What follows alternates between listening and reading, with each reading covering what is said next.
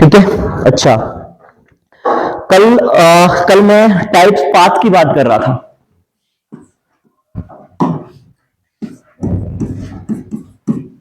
ठीक है, और पाथ में मैंने आपको एक टाइप का पहले बताया था, सर्कुलर पाथ। ठीक है, दूसरा था इलिप्टिकल पाथ। ठीक है, इन दो के बारे में मैंने बात की थी। इसमें अगला लिखो next, inclined path. Inclined,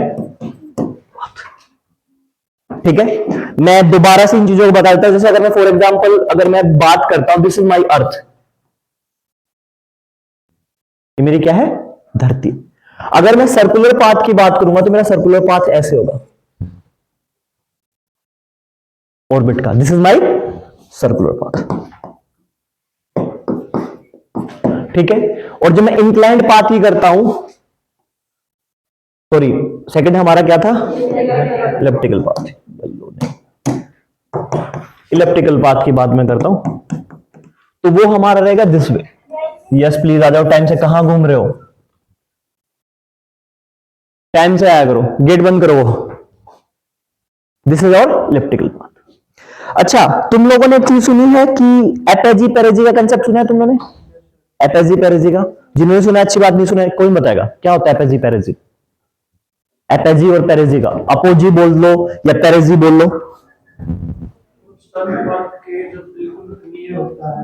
okay okay, दूर होता है तो उल्टा बोल दिया थोड़ा सा, लेकिन ऐसा नहीं होता। देखो देयर इज टू कंसेप्ट। हाँ, गेट दरवाजा बंद कर गया। कंसेप्ट होता है पेरिजी एंड, स्टार्टिंग में जब कंसेप्ट आया था तो हमने सिर्फ बात की थी किन के बारे में, मून के बारे में। पता है क्या बात है, जब कोई बहुत ज्यादा अकड़े तो थोड़ा सा दुनिया में विनम्र हो जाना चाहिए। बैठो बैठो, विनम्र होने का क्या है, झुक जाओ। अकड़ रहा है कोई तो खाम का उसको और अकड़ दिखा रहे हो जा ठीक, हो जा ठीक। This is the basic fundamental things. ठीक है, बैक टू दिस। स्टार्टिंग में जब ये कॉन्सेप्ट आया था एपेजी और पेरेजी का, उस टाइम ये मून के कंटेक्स्ट में आया था। क्योंकि हमारे पास देखो छोटा बच्चा होता है, या फिर जब बचपन में हमें देखने को चीज क्या मिलती है, क्या हम उसे पता कर सकते हैं this is moon, this is Venus, this is star? नहीं। इजीली डिस्ट्रीब्यूशन किसका कर सकते हैं, मून का। तो जब आउटर स्पेस या स्पेस की चीजें स्टार्ट हुई थी तो उस टाइम पे सबसे फैसिनेटिंग चीज क्या थी, मून। अट्रैक्टिव थी मून थी। ठीक है, और मून था। फिर उन्होंने फिर बहुत सारे पोएम्स ने, पोएट्स ने क्या किया, कविताएं लिखी लव के बारे में और के बारे, और सब में क्या किया, उन्होंने ब्यूटिफिकेशन किया किसका, मून का। और बाद में एस्ट्रोफिजिस्ट और सब फिजिक्स को जब बात हुई, they start talking about moon. तो जब एपेजी और पेरेजी का जो कंसेप्ट आया था, स्टार्टिंग में मून के कंटेक्स्ट में लिया गया था।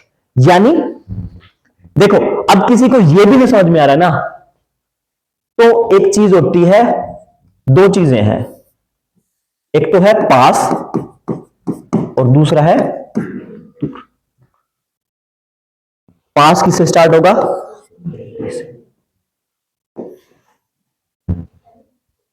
खत्म। आज के बाद याद रह जाएगा कि जो पेरिजी है वो मिनिमम डिस्टेंस होगी। क्या होगी, minimum distance. Minimum distance, Hindi medium वालों कम दूरी। किसके बीच में, पृथ्वी और चंद्रमा के बीच में। और एपोजी क्या होगी, मैक्सिमम डिस्टेंस, ज्यादा है ज्यादा दूरी। लेकिन हुआ क्या, हुआ ये कि हमने वक्त के साथ इसकी डेफिनेशन को बदल दिया।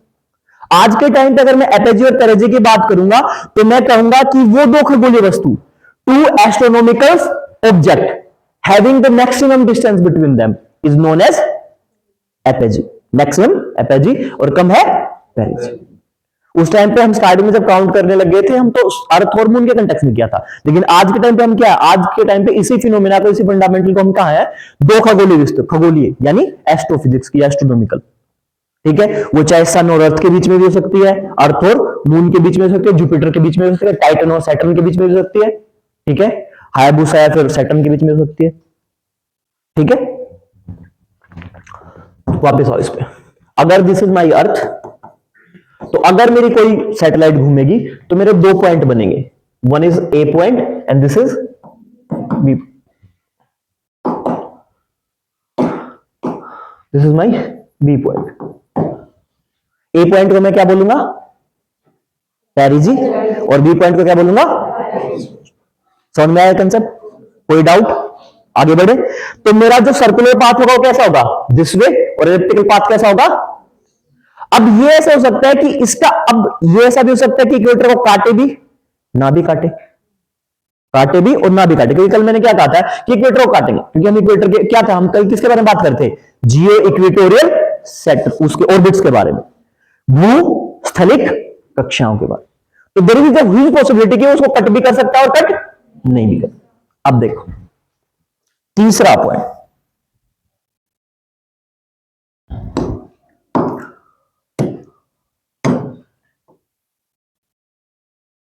ये मेरी क्या है, अर्थ है, और अर्थ के ऊपर दिस इज माई इक्वेटर। अब आप लोग मुझे एक बात बताओ कि अगर मेरा जीएसओ होगा या फिर जीईओ होगा, जियो स्टेशनरी या फिर जियो इक्वेटोरियल, वो कहां होगा, इक्वेटर के ऊपर। For example my north, equator, और अगर इक्वेटर के ऊपर होगा तो यानी मेरा जीएसओ का क्या होगा, एक ही रास्ता होगा। जैसे अगर मैं किसकी बात करूंगा, जब सबसे पहले हमने कौन सा पढ़ा था, neo, neo near earth orbit कितने पे है, 400 पे, यानी एक ही रास्ता है। लेकिन जब मैं लियो की बात करता हूं 162 900 कितना है, मल्टीपल रास्ते हैं, 160 पे भी हो सकता है, 162 पे भी हो सकता है, 162.5 पे भी हो सकता है, 89.99 पे भी हो सकता है, ठीक है, और कम भी हो ज्यादा हो सकता है मल्टीपल रास्ते। लेकिन अगर मैं जीएसओ की बात करूंगा तो कैसा होगा, एक ही ऑर्बिट होगा, और किसके ऊपर होगा, एग्जैक्टली इक्वेटर पे, और डिस्टेंस कितनी होगी, एल्टीट्यूड कितना होगा, 35,786, यानी वहां पे क्या है, वो पहले वाले में क्या था, अगर मैं 162 900 में करूंगा तो उस पर डिस्टेंस के अकॉर्डिंग आप मल्टीपल रास्ते कन्वर्ट कर सकते हो, मल्टीपल ऑर्बिट्स। देखो अभी मैं रास्ते बोल रहा हूं, लेकिन एक्चुअल में क्या बोलना चाहिए, ऑर्बिट, ठीक है, टाइम के साथ। यस, तो कल पढ़ा था कि जो लियो का जो डिस्टेंस है वो 160 या 200 से 2000। नहीं मैंने ये नहीं बोला है, मैं ये बोलूंगा, मैंने ये नहीं बोला है, नहीं मैंने कंफ्यूजन नहीं, आपने पढ़ा था, वेरी अच्छी बात है, आपने इनका सबसे बड़ी सवाल है। कल मैं ये भी कह रहा था कि मैंने एक बात भी बोली थी कि कुछ लोग बदमाश हैं, किसके जैसे, चाइना के जैसे और तुम लोगों के जैसे। वो लोग क्या कर देते हैं, वो लोग एक्स्ट्रा पॉइंट कर देते हैं, हम उसके बारे में बात करेंगे कि बदमाशी कैसे की, तो बताऊंगा मैं। अभी कितना मान के चलो 160, लेकिन अच्छी बात है, वेरी गुड, क्लास में कम से कम एक बच्चा तो एटलीस्ट पढ़ के आ रहा है। इसने कल घर जाके पढ़ा, वाजीराम की जो मैंने बताया, जिसने जाके देखा होगा, आप जैसे नालायक को नहीं देखा, ठीक है, देखा था तो सवाल किसी ने नहीं पूछा। इतना खूंखार तो नहीं दिखता हूँ कि हाँ खौफ खा जाओगे कि नहीं पूछना चाहिए, but it's okay, completely fine, मैं उसके बारे में बात करूंगा, ठीक है। बैक टू दिस पॉइंट, तो कितना डिस्टेंस होगा, 35,786, और इक्वेटर के ऊपर घूमेगा, ठीक है। अब मैंने क्या कर दिया, लेट्स सपोज कि मेरा जो इक्वेटर पे होगा दिस विल बी बाई ऐसे, ये मान के चलो इक्वेटर के ऊपर है, यानी ऐसे, और एक डिस्टेंस कंप्लीट कितने और में कंप्लीट करेगा, 23 घंटे 56 मिनट 4.091 सेकेंड, ठीक है। लेकिन जब मैं बात करता हूं किनकी, जीएसएसओ की, यानी जियो सिंक्रोनस ऑर्बिट्स की, जो हमारा अगला है, लिखो जियो सिंक्रोनस ऑर्बिट, भू तुल्यकालिक, तुल्यकालिक कक्षा, भूतुल्यकालिक, that will be the geosynchronous. आपके पास है, सबके पास पेन पेंसिल है, सब कुछ ठीक है, ऐसा कोई नहीं ना। ये क्या होगा, इसकी सेम हाइट होगी 35,786, लेकिन ये इक्वेटर पे नहीं होगा। ये क्या करेंगे, ये इक्वेटर को कट करेंगे, ये इक्वेटर के साथ कोई ना कोई एंगल बनाएंगे, यानी अब कैसा होगा, अब ऐसे होंगे, ये ऐसे हो सकते हैं, ठीक है, ऐसे हो सकते हैं, ऐसे हो सकते हैं,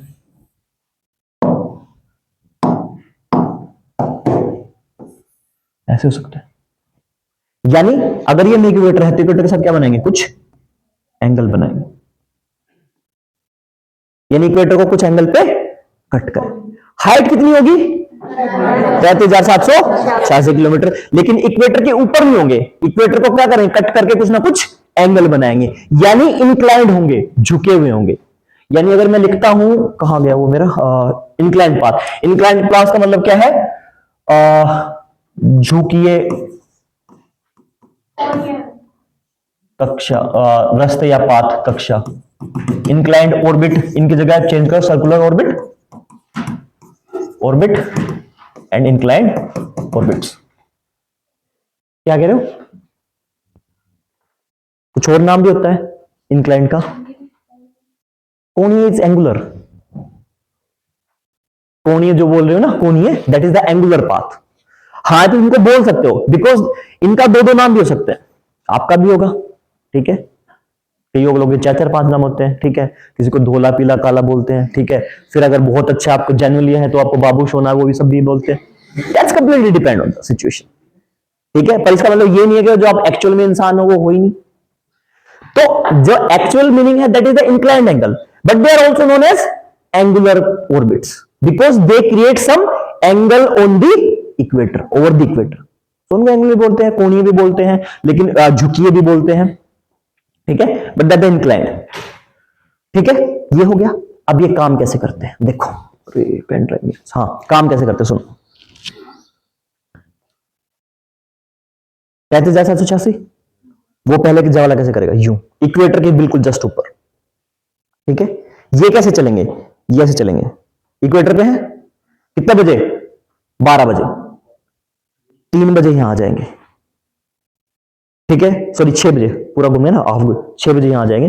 पहले क्या करेंगे, देखो मैं पहले इसके मूवमेंट देखो, ये ऐसे चलेंगे ऊपर, फिर नीचे जाएंगे, फिर नीचे कट करेंगे, और फिर दोबारा इधर, यानी अगर मेरा ये इक्वेटर ऐसा है तो ये कैसे घूमेंगे, ये ऐसे मूवमेंट करेंगे। फिर से देखो, 12 बजे, 1 बजेगा, 2 बजे, 3 बजे ऊपर जाएंगे, फिर ऊपर पहुंचेंगे 6 बजे, फिर आगे दोबारा, फिर नीचे जाएंगे, फिर 6 बजे सुबह का, फिर वापस आते थे अगले बार 12 बजे इक्वेटर पे दोबारा। अगर मेरा कोई जीईओ पे है तो मुझे क्या है, अगर मैं इसके इक्वेटर के ऊपर बिल्कुल खड़ा हूं, इक्वेटर के ऊपर खड़ा हूं, मुझे दिखाई दे रहा है 6 बजे दिखाई दिया, मैं किसकी बात कर, वापस मैं जीईओ पे आ गया, जीओ इक्वेटोरियल पे 6 बजे दिखाई दे रहा है, 1 बजे, 2 बजे, 3 बजे, 4 बजे, 5 बजे, 6 बजे दिखाई देगा, 7 बजे, 8 बजे, 9 बजे, 12 बजे दिखाई देगा, फिर अगली बार फिर से सुबह 6 बजे, और फिर दोपहर 12 बजे, यानी मुझे हर समय क्या दिखाई देगा, वो सैटेलाइट दिखाई देती है। लेकिन क्या मुझे 6 बजे दिखाई दी, क्या मुझे दोबारा दिखाई देगी वो, नहीं,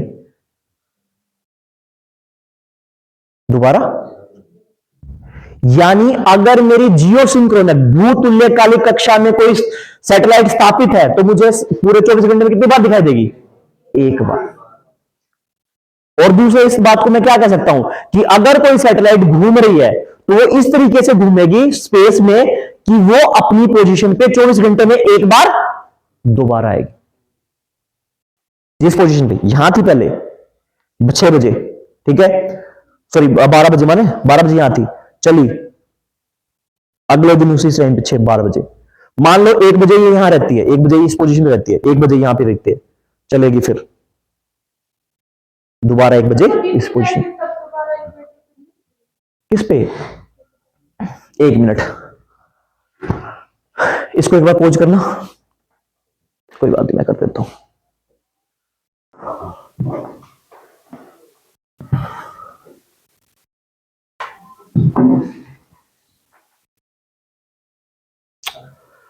साइंस टेक,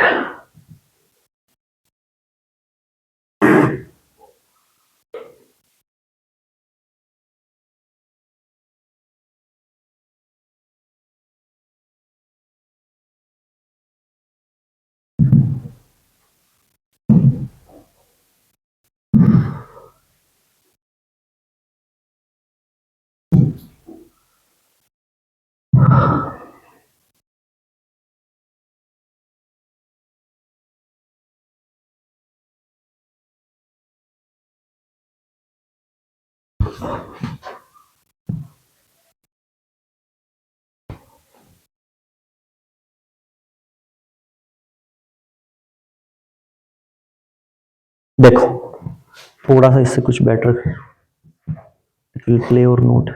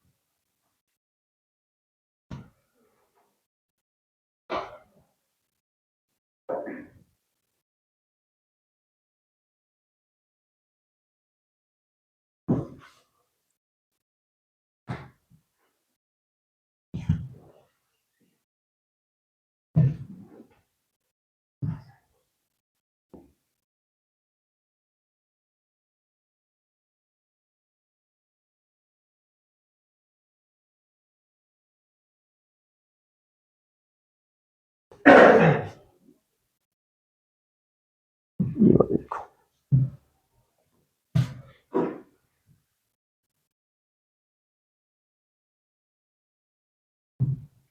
देखो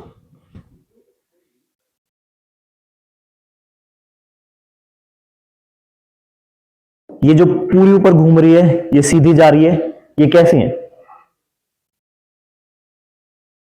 जियो बताएंगे, रुको देखो एक बार समझ में आया तुम लोग।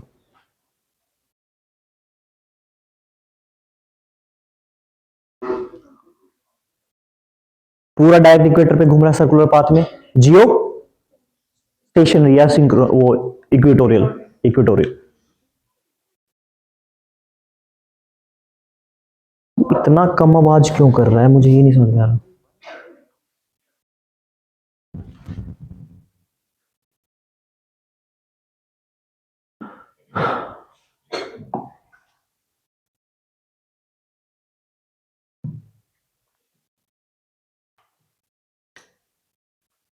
Seriously stop working. एक बार देखो इसको, देखो 2 मिनट, ये घूम रही है इधर सेटेलाइट,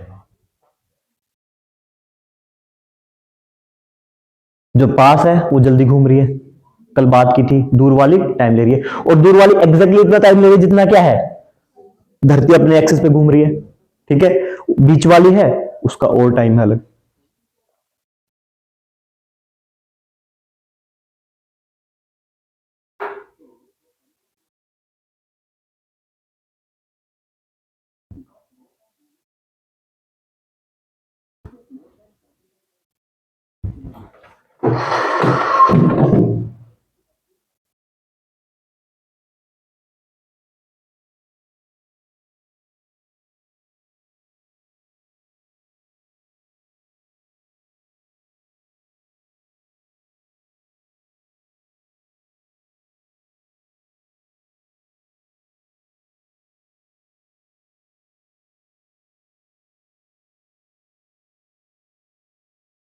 जियो इक्वेटोरियल या जियो stationery.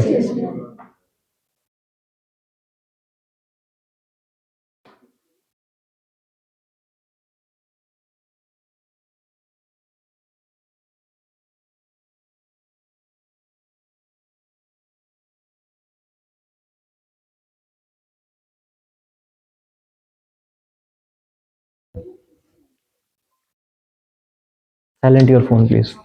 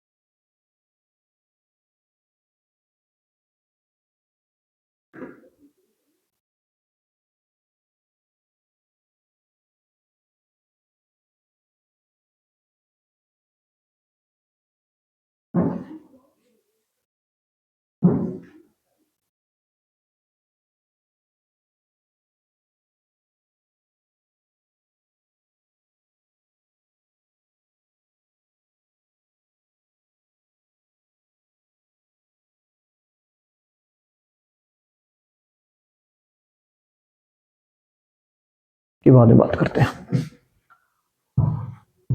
What's the difference between a geosynchronous orbit and a geosynchronous orbit? दोनों ही ऑर्बिट की हाइट अर्थ के सबसे से लगभग 36,000 किलोमीटर। जियोस्टेशनरी ऑर्बिट वो ऑर्बिट होते हैं जो कि इक्वेटर के पैरेलल होते हैं। अगर कोई इंसान जियोस्टेशनरी ऑर्बिट में किसी सैटेलाइट को सैटेलाइट के ऊपर रहेगा, वहीं पे अगर आप एक जियोसिंक्रोनस ऑर्बिट की बात करो तो ये इक्वेटर की प्लेन की एक इंक्लिनेशन पे होती है। तो अगर पोल वगैरह के इलाके की मॉनिटरिंग करनी है तो जियोसिंक्रोनस ऑर्बिट में एक और बात, जियोसिंक्रोनस और जियोस्टेशनरी ऑर्बिट के सैटेलाइट के इलाके में दोनों पे मतलब जिस डायरेक्शन में आपका रोटेशन हो रहा है उसी डायरेक्शन में सैटेलाइट रोटेट हो रहे हैं, उसकी वजह ये होती है कि किसी पर्टिकुलर पॉइंट पे वेदर मॉनिटरिंग इससे प्रॉपर देखो इक्वेटर, हाँ आप पहले आप पूछो, क्या पूछ रहे थे? कौन सवाल पूछ रहा था? कोई नहीं पूछ रहा था कोई भी? आप पूछो, हाँ आप क्या पूछ रहे थे? सर ये आपने बताया था कि जब स्टार्ट होता है तब इक्वेटर पे काम होता है, तो दोबारा नहीं आएगा? हाँ 24 घंटे में एक बार उसी पोजीशन पे आएगा। तो मतलब पीछे जाएगा।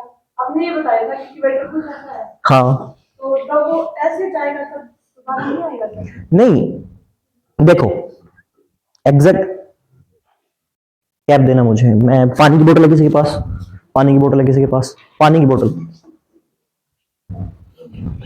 देखो मान लो ये हमारी अर्थ है, जहां तक पानी का लेवल है वो क्या है? हमारी इक्वेटर, ठीक है। अब कोई जियो इक्वेटोरियल की बात करो, यहां है, जैसे जैसे धरती घूमेगी वैसे वैसे उसके साथ साथ घूमती और वापस इसी पोजीशन।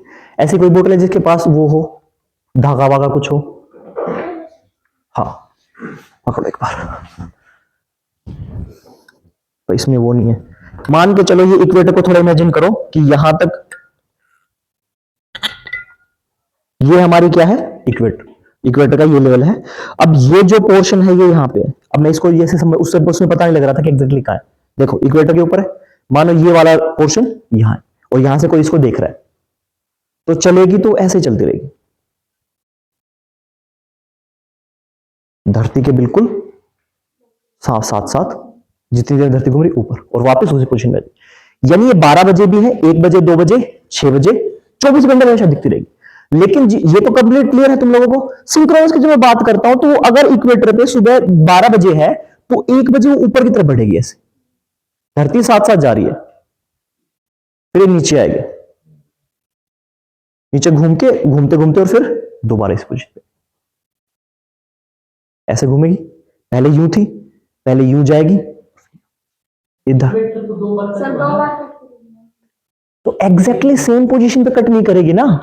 अच्छा वो पूछ रहे थे क्या? एग्जैक्टली सेम पोजीशन, इक्वेटर 2 बार कट होगी, इक्वेटर 2 बार कट होगी, एक बार यहां कट होगी, एक दूसरी बार कहीं और कट होगी। इक्वेटर जब पूरा 2 राउंड कटेगी 2 बार राउंड करेगी, कंप्लीटली एग्री, लेकिन एक बार बैक साइड होगी, ठीक है। जब आप पोलर सैटेलाइट्स की पढ़ोगे तो एक फिनोमेना और आएगा, उसमें ध्यान देना, 2 बार कट करेगी, ऑफ कोर्स कट करेगी, लेकिन दिक्कत क्या है कि एग्जैक्टली सेम पॉइंट पे। मान लो इक्वेटर पे ना हो, मान लो कोई पर्सन यहां पे है, वो इक्वेटर पे ना होने की वजह कहीं और है, तो अगर वो उसको यहां पे देख रहा है इस पोर्शन पे, यानी इक्वेटर से चली, और कोई पर्सन उसको यहां पे देख रहा है दिन में, क्योंकि ऊपर जाएगी ऊपर की तरफ, तो उसको यहां देख रहा है, तो अगले दिन जब देखेगा तो ये नीचे जाके फिर से आएगी, तो अगले दिन फिर से यहां देखने को मिलेगी। इक्वेटर 2 बार कट करेगी, लेकिन एग्जैक्ट पोजीशन पे क्या है? दिन में सिर्फ 1 बार आएगी। थैंक यू, ठीक है। और एक दो चीज और है, अच्छा मैंने सामने रखा था यहाँ पे स्टाइलस,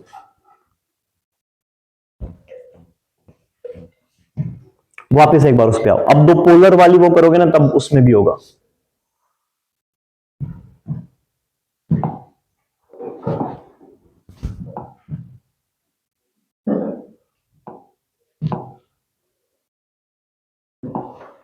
ठीक है, ये 2 क्लियर होगी। अब मुझे एक बात बताओ, अगर मैं किसी जियोसिंक्रोनस का एंगल 0 डिग्री कर देता हूं, एंगल बना हुआ, अगर मैं किसी जियोसिंक्रोनस का एंगल कितना कर देता हूं? 0 डिग्री, तो ये किस शेप में हो जाएगी? समझ रहे हो ये बात? अगर मैं इस एंगल को सीधा कर दूं इसको, तो कैसे बन जाएगी? यानी मेरी सारी की सारी जियो स्टेशनरी कैसी होंगी? सिंक्रोनस हो सकते हैं। यानी 0 डिग्री एंगल कर दिया तो मेरा क्या हो जाएगी, सिंक्रोनस हो जाएंगे। लेकिन सारे के सारे जियो सिंक्रोनस स्टेशनरी नहीं हो सकते। कौन सी होगी, जिसका एंगल कितना है 0 डिग्री। यानी मेरी स्टेशनरी कैसे हो सकती है, सिंक्रोनस हो सकती है, लेकिन सारी की सारी सिंक्रोनस स्टेशनरी नहीं हो सकती। ठीक है, चलो अब नेक्स्ट पे चलते हैं, आगे बढ़ते हैं। नेक्स्ट है मेरा, सॉरी मुझे आइडिया नहीं पता कौन से नंबर का सीरियल है, पीओ, पोलर ऑर्बिट, ध्रुवीय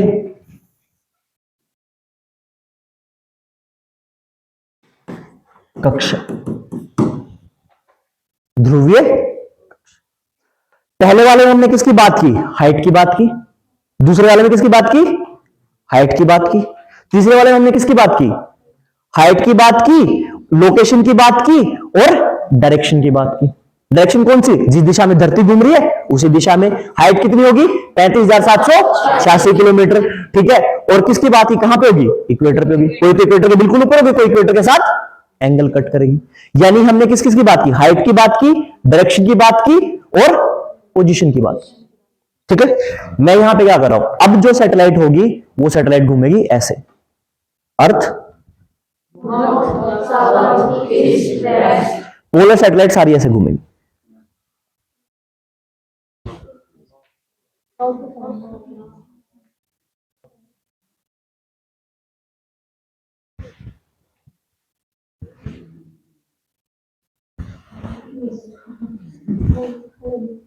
पागलों के जैसे। ठीक है, यानी उनका ना तो कोई डायरेक्शन है, ना वो फिक्स है कि नॉर्थ टू साउथ घूमेंगी, साउथ टू नॉर्थ भी घूम सकती है। डायरेक्ट ना ये है कि बिल्कुल एग्जैक्टली 90 डिग्री पे घूमेंगी, एंगल भी बन सकता है। अगर मैं ऐसे घुमा रहा हूं, बोल लो मुझे लोग, अगर मैं एग्जैक्टली इसको ऐसे घुमा रहा हूं, मेरी सैटेलाइट को मैं ऐसे घुमा रहा हूं, तो मेरा 90 डिग्री पे, 90 डिग्री 90 डिग्री 90 डिग्री पे ये डायरेक्शन क्या होगी, नॉर्थ टू साउथ। ऐसे जा रहा है तो साउथ टू नॉर्थ, और लोकेशन क्या है 90 डिग्री टू 90 डिग्री। लेकिन अगर मैंने इसे घुमा दे तो ये क्या है, south to north, south north, south to north, और एंगल 90 डिग्री नहीं है। अगर मैंने ऐसे घुमा दिया तो नॉर्थ टू साउथ, लेकिन एंगल 90 डिग्री नहीं है। मतलब सिमिलर टू मैक्सिमम क्या है, सिर्फ अब मुझे क्या, आप लोगों ने ज्योग्राफी में कंसेप्ट पढ़ा होगा, ध्रुवीय क्षेत्र कौन सा है। जैसे हमारा क्या है, टेम्परेट रीजन, ठीक है, tropical region, temperate region, polar region, सुना ऐसा, कटिबंधीय क्षेत्र, उष्ण कटिबंधीय क्षेत्र, ध्रुवीय क्षेत्र, ऐसा। ठीक है, तो मेरा सिर्फ कितना होगा, जो 90 डिग्री पोलर वाला रीजन है, मैं उनकी बात कर रहा हूं। तो मेरा ये जो एंगल में से बता रहा हूं, तो ये 70 to 75 degree to 95 degree angle हो सकता है। यानी मेन मुद्दा क्या है, पोलर ऑर्बिट्स वो होंगे जो सिर्फ कहां ट्रेवल करेंगे, पोल टू पोल। उनमें कोई हाइट नहीं है, उनमें कोई डायरेक्शन नहीं है। यानी पोलर सैटेलाइट कौन से, जो सिर्फ पोल टू पोल मूवमेंट करे, जो सिर्फ पोल टू पोल मूवमेंट करे। लिख लो, पोलर सैटेलाइट कौन से होंगे, जिनकी रोटेशन या मूवमेंट कैसा होगा, पोल टू पोल टू। ठीक है,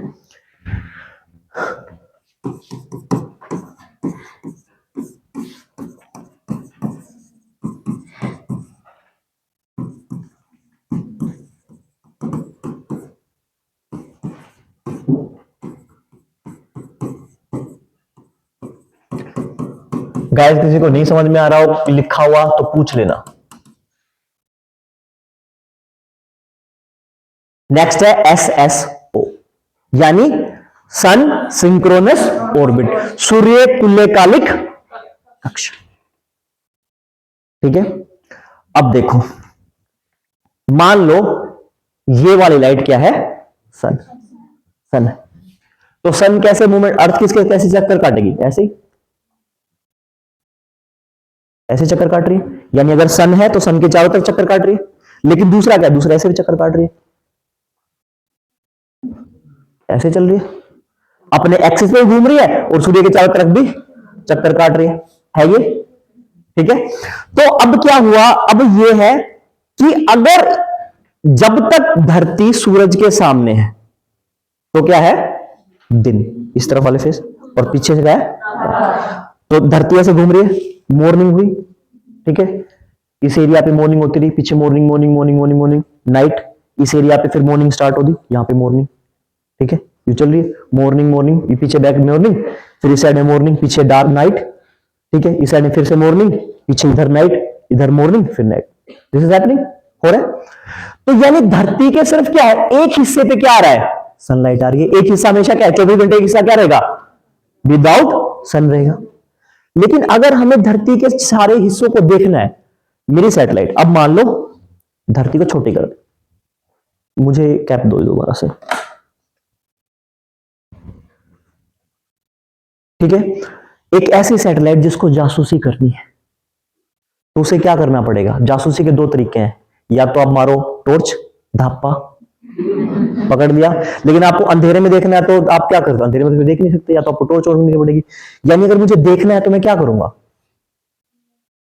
मुझे ये हिस्सा दिखेगा। अगर मेरी सैटेलाइट ऐसे आ जाती है तो कहां रह जाएगी, अंधेरे वाले में आ जाएगी, सूरज के पीछे छिप जाएगी, क्योंकि इसलिए मैंने छोटा दिया ना, इधर क्या है डे, इधर क्या है नाइट, और जब ये इधर रहेगी तो क्या हो जाएगी, नाइट में, तो इसमें सनलाइट नहीं पहुंचेगी। दो नुकसान होंगे, एक तो अगर मुझे किसी हिस्से की मॉनिटरिंग करनी है, अगर मुझे किसी हिस्से को देखना है तो मुझे क्या करना पड़ेगा, इस हिस्से पे देखना पड़ेगा जहां पे प्रकाश है, लाइट है। दूसरा, अगर मेरी सैटेलाइट मूवमेंट करने के लिए सोलर एनर्जी का प्रयोग कर रही है, तो जब ये इसके पीछे आ जाएगी तो क्या कर पाएगी, सोलर एनर्जी नहीं ले पाएगी, सोलर एनर्जी नहीं ले पाएगी। तो मैं क्या करूंगा, तो मैं ऐसी कंडीशंस में अपनी सैटेलाइट्स को ऐसे रखूंगा कि वो दिन के 24 घंटे सूरज के सामने ही रहे, लेकिन घूमे कैसे, पोल टू पोल। अगर मैंने इसको ऐसे घुमा दिया तो 24-12 घंटे क्या हो जाएंगे पीछे, मतलब कुछ टाइम ऐसे रहेगा, मतलब एग्जैक्टली 12 घंटे नहीं चलेगा, क्या पता कुछ घंटे ऐसे रहे। मान लो बहुत फास्ट घूम रही हो तो कम घंटे में काम ले जाएगा, लेकिन कुछ टाइम ऐसा रहेगा जिसपे क्या होगा, जिस टाइम पे अंधेरे वाले हिस्से में चली जाएगी वो पीछे। मतलब अगर 35,786 पे तो पूरा 12 घंटे रहेगी, लेकिन कम धरती के पास है तो ये रोटेशन जल्दी करेगी, तो कुछ टाइम तक क्या होगा, ये अंधेरे में चली जाएगी। तो मैं कुछ सैटेलाइट को क्या करूंगा, कुछ सैटेलाइट की मूवमेंट में ऐसे करूँ, सन ये पूरा हिस्सा प्रकाश में, तो मैं क्या करूंगा, कुछ हिस्सों पे ऐसे रखूं। यानी मेरी ऐसी सैटेलाइट, मेरा एक ऐसा ऑर्बिट, अब मैं सैटेलाइट की बात नहीं कर रहा हूं, मेरी एक ऐसी कक्षा जो हमेशा क्या रहेगी, सूरज के सामने रहेगी, और ऐसी कक्षा को मैं क्या करूंगा, सन सिंक्रोनस ऑर्बिट, सूर्य तुल्यकालिक कक्षा। अगर देखो ये मेरी क्या है, पोलर, इसमें क्या है, इसमें इस फेज में ये कहीं ना कहीं धरती के पीछे आ जाएगा, लेकिन अगर ये ऐसे घूम रही है, पोल टू पोल घूम रही है, पोल टू पोल घूम रही है, लेकिन हमेशा कहां है, सन के सामने, तो ऐसी कक्षाएं मेरी क्या कहलाएंगी, सूर्य तुल्यकालिक, सूर्य तुल्यकालिक कक्षाएं, SSO, sun synchronous orbits. Thank you guys, ठीक है, समझ में आ गया, समझ में आ गई चीजें, पोलर वाली कौन सी सिंक्रोनस। अब किसी का डाउट है तो मुझे बताओ, है किसी का डाउट, है किसी का डाउट, आगे बढ़े। एक टर्मिनोलॉजी आजकल, एक नई टर्मिनोलॉजी होती है PSSO, और एक टर्मिनोलॉजी जो आप बुक्स पढ़ोगे आगे चल के तो आपको आएगी SSPO।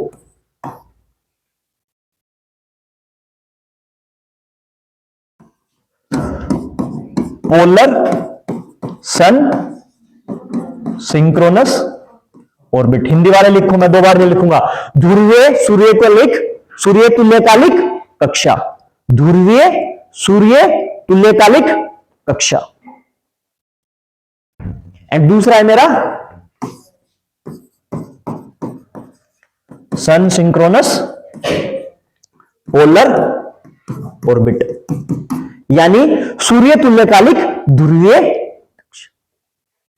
जब मैं PO को, दोनों में क्या है, दोनों में कॉम्बिनेशन क्या है, दोनों में पहले PO प्लस SSO का कॉम्बिनेशन है, और दूसरे वाले में है SSO प्लस PO का कॉम्बिनेशन।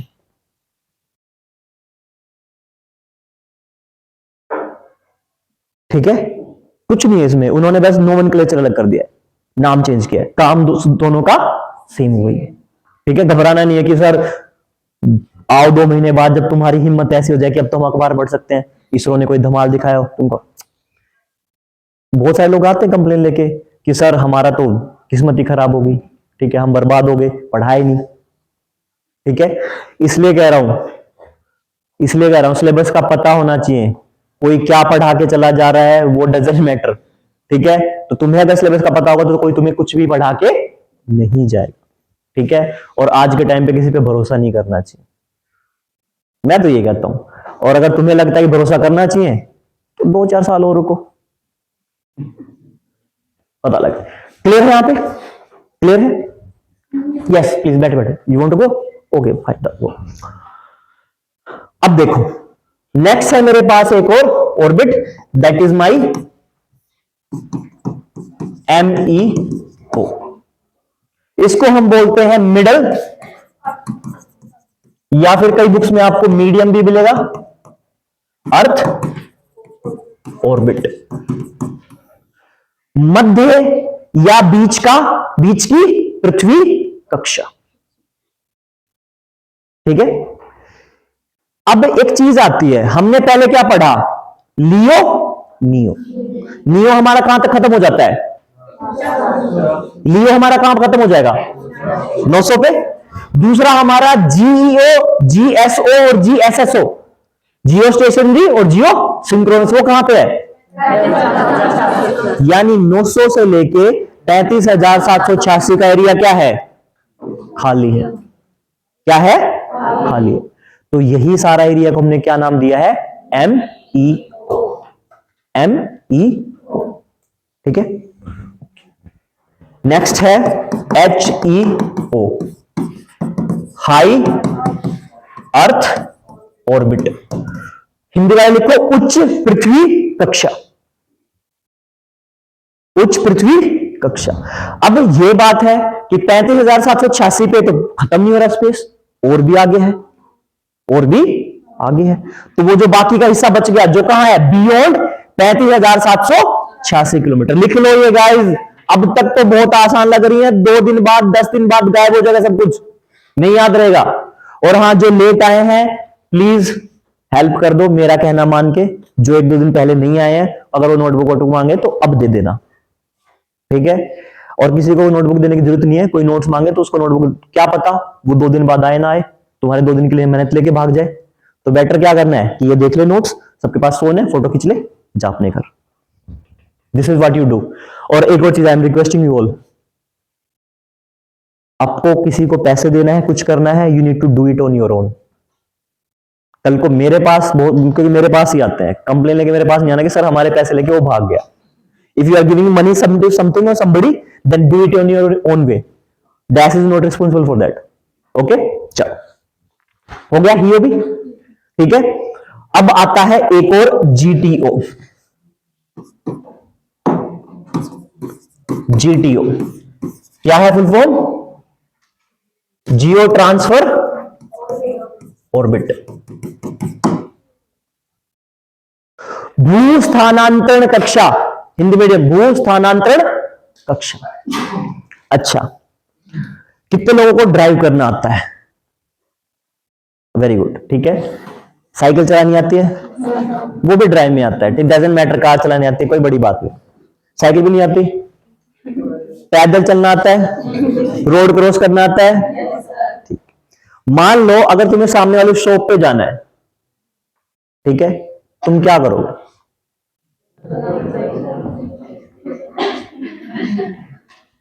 फिर जाओगे? ऐसा तो है नहीं, यू नॉट डू दैट, ठीक। अब क्या है, अब हमारे जियो स्टेशनरी और जियो सिंक्रोनस में बहुत सारी सैटेलाइट क्या है, घूमती रहती है ऑलरेडी। बहुत सारी सैटेलाइट क्या है, घूमती रहेंगे। तो अगर मुझे कोई भी सैटेलाइट जियो स्टेशन या जियो इक्वेटर में पास करनी है, तो मैं, ऐसा तो है नहीं कि मैंने यहां से रॉकेट लॉन्चर उड़ाया और जाके सीधी डाल दी। तो मैं क्या करूंगा, मैं कुछ टाइम के लिए अपनी सैटेलाइट्स को जियो स्टेशन या जियो सिंक्रोनस में प्लेस करने से पहले देखूंगा कि इधर उधर से कोई कुछ आ तो नहीं रहा है।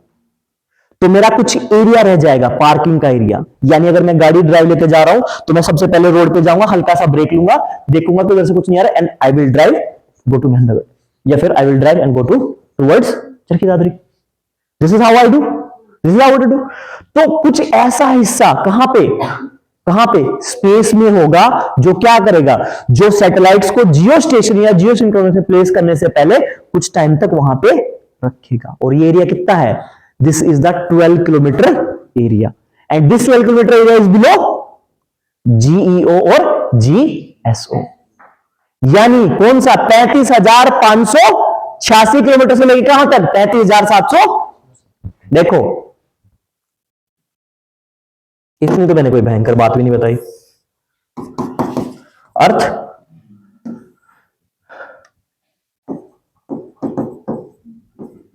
ये GSO हो सकता है या फिर GSSO हो सकता है, स्टेशनरी सिंक्रोनस, एंगल चेंज होगा।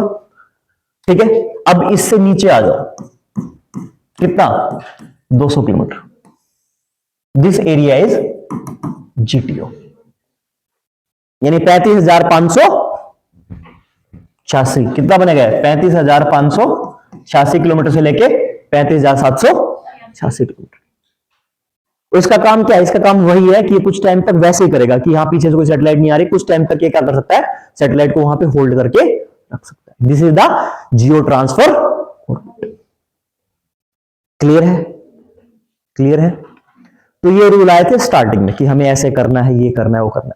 अब हुआ क्या, टाइम के साथ साथ, एक मिनट देखो, मैं आपको एक वीडियो और दिखाता हूं, आई थिंक मेरे पास होनी चाहिए।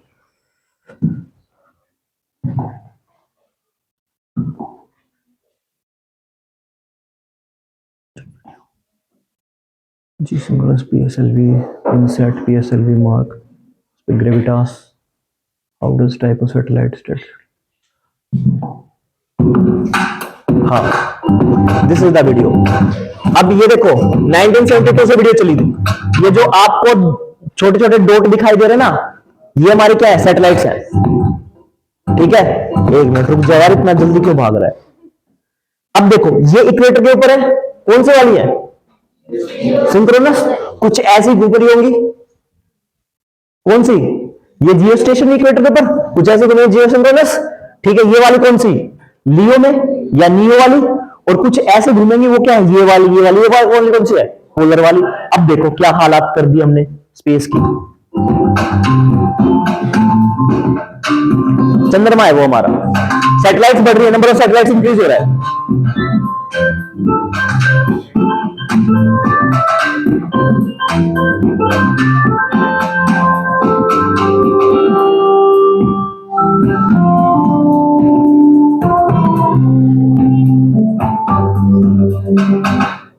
In the year 1984, समझ में आई बात। तो अब क्या हो गया है, हमारा लियो और नियो बहुत ज्यादा क्या हो गया है, कंजस्टेड हो गया। और कंजस्टेड होने की वजह से क्या है, सैटेलाइट, अब चाइना जैसे कंट्रीज थे, अब इनके मामले में तो नासा है। अब देखो कुछ नाम लिखो, मैं कुछ कुछ बोलूंगा तो उससे बेटर है कि आप लोग नाम ही लिखो।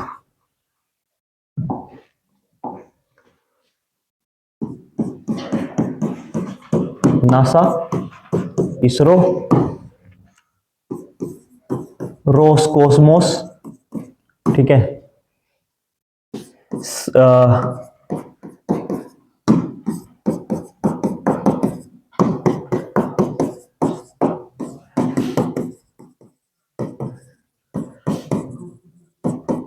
अरे नहीं नहीं नहीं नहीं नहीं, ये तो यार होमवर्क का पार्ट था। चलो कोई नहीं, मैंने लिख दिया, होमवर्क का पार्ट ही था। नासा हो गया, इनके नाम लिख लो, और तकरीबन 7 या 8 लाइन छोड़ो।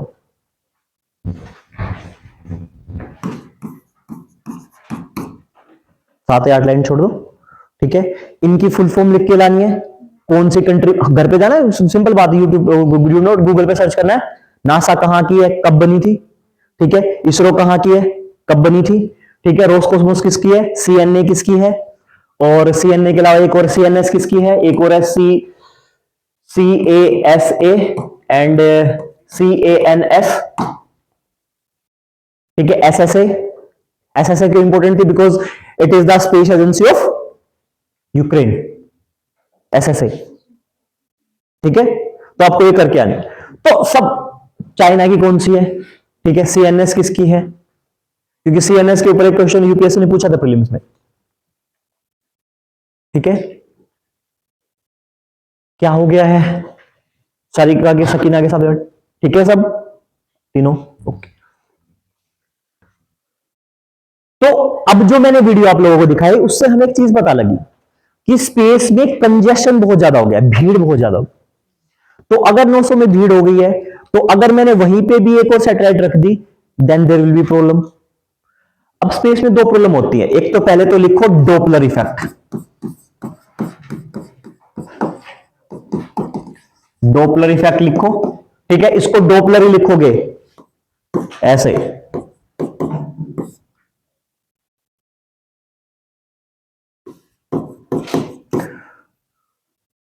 हिंदी वाले, डोपलर इफेक्ट या डोपलर शिफ्ट, ठीक है, डोपलर प्रभाव या डोपलर शिफ्ट। ये क्या कहता है, ये कहता है कि जब मैं कोई सिग्नल, अब एक सिंपल सी बात है कि अगर मुझे सैटेलाइट के साथ कम्युनिकेशन करना है तो मैं रेडियो सिग्नल भेजूंगा। ऐसा तो नहीं है कि मैं स्पेस में तार भेज दूंगा और तार लटक के घूमता रहेगा, और ऐसा नहीं है। मैं क्या करूंगा, जो रेडियो सिग्नल है हमारे, जिसके थ्रू मेरे मोबाइल में रेडियो सिग्नल आते हैं, वही रेडियो सिग्नल भेजूंगा और रेडियो सिग्नल वापस उन्हीं के थ्रू हमारा क्या होगा, कम्युनिकेशन होगा, ठीक है। और जब वो कम्युनिकेशन होगा, व्हाट विल हैपन, उसी के थ्रू मैं इंफॉर्मेशन का आदान प्रदान करूंगा, exchange of the information happen होगा। तो क्या होता है, स्पेस में बहुत सारी जगह ऐसी है जहां पे जब मैं सिग्नल भेजता हूं, देखो अब इसको वैसे समझो कि मैंने बोला तुम्हें, उधर कोई खड़ा है कि मैंने कह रहा हूं अरे इधर आ जाओ, वो कह रहा है कुछ कह रहा है, मुझे सुनाई नहीं दे रहा। या फिर आप फोन पे नॉर्मल बात करते हो, आपने बोला, आपकी आवाज आगे सामने तक बिल्कुल अच्छे से जा रही है, लेकिन सामने वाले की अच्छे से नहीं आ रही, तो देयर इज अ प्रॉब्लम। वो क्या है, वो फ्रीक्वेंसी में, क्योंकि रेडियो सिग्नल की फ्रीक्वेंसीज में कुछ ना कुछ प्रॉब्लम है, ठीक है। रेडियो सिग्नल्स क्या होती है, क्या होता है, हम उनके बारे में बात करेंगे, पर इतना समझो फोन पे ऐसा होता है। कई बार स्पेस के बहुत क्षेत्रों में ऐसा होता है कि क्या होता है, जिस फ्रीक्वेंसी का या जिस पावर का सिग्नल मैं सैटेलाइट को भेजता हूं, उसी के बदले में वैसा सिग्नल उसको मुझे भेजना चाहिए, लेकिन जब वो सिग्नल वापस आता है तो उसी इंटेंसिटी से नहीं आता, और यही प्रॉब्लम क्या कहलाती है, this is known as the Doppler effect, this is known as the Doppler effect. तो हमारा जो मियो है ना, मियो, MEO, उसमें सबसे ज्यादा क्या है, उसमें सबसे ज्यादा डोपलर इफेक्ट होता है। मियो कौन सा है, 900 से लेके 35,786 तक, ठीक है। लेकिन समस्या क्या है, समस्या ये आई कि भाई मेरा जो नियो है, गाइस ये लिख लिया करो, हाथ फोल्ड करके मत बैठो, पेन चलाया करो, 160 किलोमीटर से लेके कहां तक, 900 किलोमीटर तक है। मैं सीरियसली कह रहा हूं, मैं अपने 4-4.5 साल के एक्सपीरियंस से कह रहा हूं कि लोगों को अब सुनने में बहुत आसानी से पढ़ाता हूं, बात ऐसी बताता हूं कि 1 मिनट में समझ में आ जाएगी कि नॉर्मल बात बोल रहा है, ये कौन सी बड़ी बात है। लेकिन 2 महीने बाद कुछ याद नहीं रहता है। क्यों नहीं याद रहता है, क्योंकि जो मैं इजी वे में बता रहा हूं वो याद अभी रह जाएगा, लेकिन नहीं लिखोगे तो फिर कहां से याद करोगे, तो लिख लिया करो साथ के साथ, ठीक है। तो अब क्या हुआ, 160 से लेकर 900 किलोमीटर तक क्या होगा, बहुत ज्यादा भीड़ होगी, बहुत ज्यादा भीड़ होगी। अगर मैं भीड़ में बहुत ज्यादा भीड़ करूंगा तो there is something that is known as cascade effect.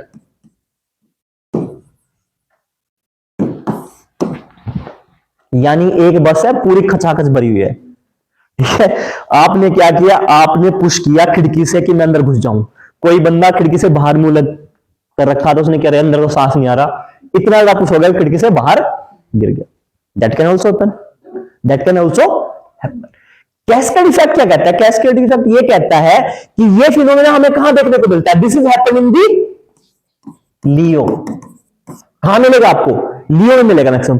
लियो में क्यों मिलेगा, लियो में इसलिए मिलेगा कि लियो में बहुत ज्यादा सैटेलाइट है। अब क्या होगा कि किसी भी वस्तु की वजह से, चाहे वो कोई फ्रैक्शन ऑफ कोमेट्स हो सकते हैं। अब एक कोमेट क्या होते हैं, जो सूरज के चारों तरफ टुकड़े और चट्टानों के घूमते रहते हैं, या फिर किसी टूटी हुई सैटेलाइट का कोई टुकड़ा हो सकता है, या कुछ भी अनवांटेड वस्तु जो कहां है, जो लियो में घूम रही है, और घूमती घूमती क्या करते हैं, कई बार सैटेलाइट से टकरा जाती है, और जैसे सैटेलाइट से टकराएगी तो सैटेलाइट क्या हो जाएगी, डेस्ट्रॉय हो जाएगी, सैटेलाइट टूट के बहुत ज्यादा टुकड़े दे देगी, बहुत ज्यादा टुकड़े दे देगी। और जब सैटेलाइट बहुत ज्यादा टुकड़े देगी, वो टुकड़े फिर भागेंगे, वो दूसरी सैटेलाइट को टकराएंगे और दूसरी सैटेलाइट को तोड़ देंगे, फिर उससे कुछ टुकड़े निकलेंगे, वो टुकड़े दोबारा क्या करेंगे, दूसरे सैटेलाइट को तोड़ेंगे, और ये प्रक्रिया निरंतर चलती रहेगी। और इसी प्रक्रिया क्या बोलते हैं, कैस्केड इफेक्ट, ठीक है। कैस्केड इफेक्ट, हिंदी में कैस्केड इफेक्ट लिखेंगे, कैस्केड प्रभाव, समझ में आ गया। कहां होगा ये, लियो में। तो अब लियो क्या हो गया, लियो हो गया बहुत ज्यादा कंजेस्टेड, और हमें क्या करना था, अगर हमने अगर और सैटेलाइट लॉन्च कर दी तो 2 प्रॉब्लम हो सकती है, या तो क्या हो जाएगा, टकराएंगी, टूटेंगी और सबकी सैटेलाइट डिस्ट्रॉय होती है।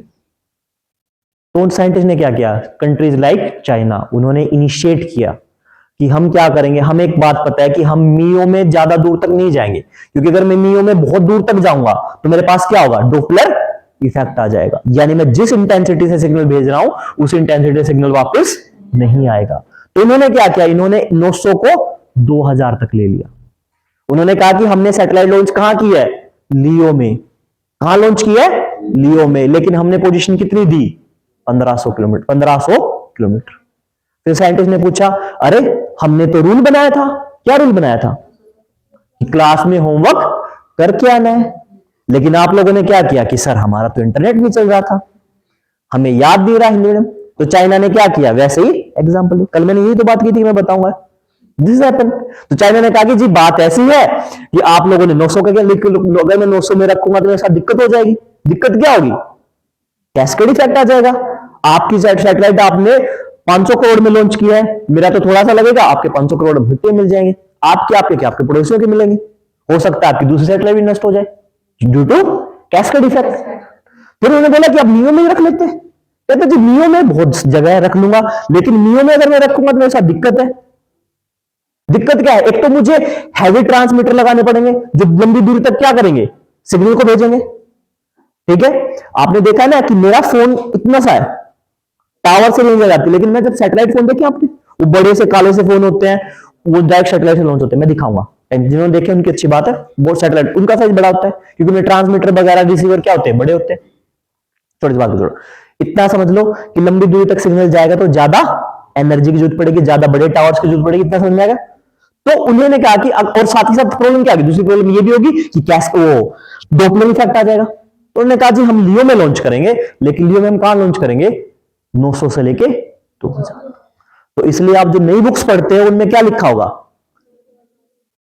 160 किलोमीटर से लेके 2000 किलोमीटर। अब डाउट है कोई कि कैसे हुआ, क्यों हुआ, क्लियर है, क्लियर है। तो ये हमारे टाइप्स ऑफ ऑर्बिट सब यहां पे कंप्लीट हो गए। कोई याद बताओ, सबसे पहला क्या है, नियो, कितने पे, 400। फिर लियो, लो अर्थ ऑर्बिट कहां पे, 160 से 2000। 2000 अभी अभी पढ़ा ना, देखो पहली क्लास में हम क्या पढ़ते थे, कै कबूतर, ठीक है, फिर हमने का भी पढ़ा, की भी पढ़ा, कू भी पढ़ा, ठीक है। 900 कल तक था, आज लेटेस्ट न्यूज क्या है, 2000। कितना, 160 से लेके 2000, ठीक है। टाइम टू टाइम अपने आप को अपग्रेड करते रहो। एंड देन हमारे पास क्या है, नियो, नियो कहां तक, 2000 से लेके 35,786। जीटीओ यानी 35,786 200 किलोमीटर नीचे। जियो कहां पे, इक्वेटर के ऊपर। डायरेक्शन कौन सी, धरती के साथ साथ, ईस्ट टू, ठीक है, east to waste movement.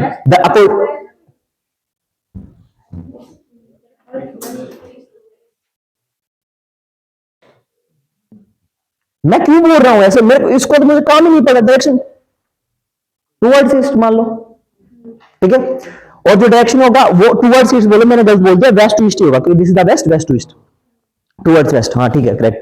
And then मेरे पास डायरेक्शन क्या है, जो धरती जिस डायरेक्शन में घूम रही है, towards west, west to east. And then what will happen, height कितनी होगी, 35,786 किलोमीटर। और क्या है, इक्वेटर, इक्वेटर के क्या होगा, एग्जैक्टली ऊपर होंगे। फिर मेरे पास क्या, जियो सिंक्रोनस, हाइट कितनी है, 35,786। एक और चीज जिनको नहीं समझ में आ रहा है उनके लिए स्पेशल हिदायत है, जिस दिन सबसे कम समझ में आए उस दिन का रूल क्या है, बेसिक मंत्रा। जिस दिन यूपीएस, देखो हमारे साथ क्या होता है, हमने आज तक ये क्या नहीं समझ में आया तो हम चीजें छोड़ के चले जाते हैं, भूल जाते हैं, लेकिन this is not how life work, ठीक है। ऐसा होता तो हमारे मम्मी पापा का डाइवोर्स हो चुका होता, ठीक है, हो चुका होता।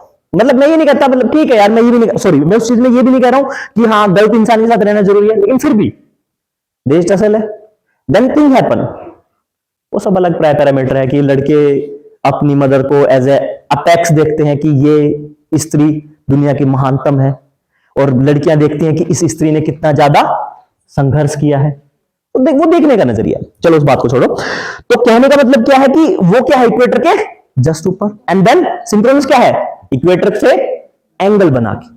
लेकिन क्या कोई ऐसा है, अगर सिंक्रोनस का एंगल में 0 डिग्री कर दूंगा तो क्या बन जाएगी, स्टेशनरी। तो सारे स्टेशनरी क्या हो सकते हैं, सिंक्रोनस होते हैं, सिंक्रोनस स्टेशनरी, ठीक है। अच्छा अब बात करो, उसके बाद में हाइट कितनी, 700 86। हीओ क्या कहता है 35,786 से ज्यादा भी होना, ठीक है। And then what will happen, उसके बाद पीओ डायरेक्शन क्या होगी, pole to pole, north to south भी बोला किसने, पोल टू पोल, ठीक है। सिंक्रोनस क्या होगा, डायरेक्शन क्या होगी, पोल टू पोल होगी, लेकिन क्या होगी, हमेशा सन फेसिंग, सन को फेस कर रहा होगा। और उनको जब हम दोनों कंबाइन करेंगे then what will happen, SSO, sorry SSPO and PSSO, this will happen, this will happen. Clear है, ठीक, कोई डाउट, चलो आगे बढ़ते हैं। नेक्स्ट हेडलाइन लिखो, टाइप्स ऑफ लॉन्च व्हीकल। देखो अब हमने रोड बना लिए हैं, अब हम क्या बनाएंगे, व्हीकल्स। तो टाइप्स ऑफ लॉन्चिंग व्हीकल्स,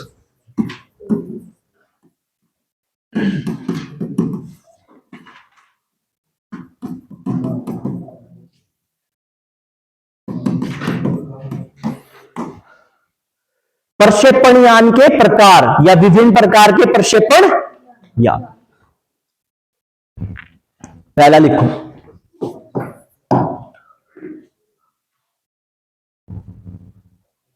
आपको स्पेस शटल, हाँ नहीं मैं वो नहीं कर रहा था, मैं एक चीज, एक और होमवर्क लिखो guys, launching vehicle,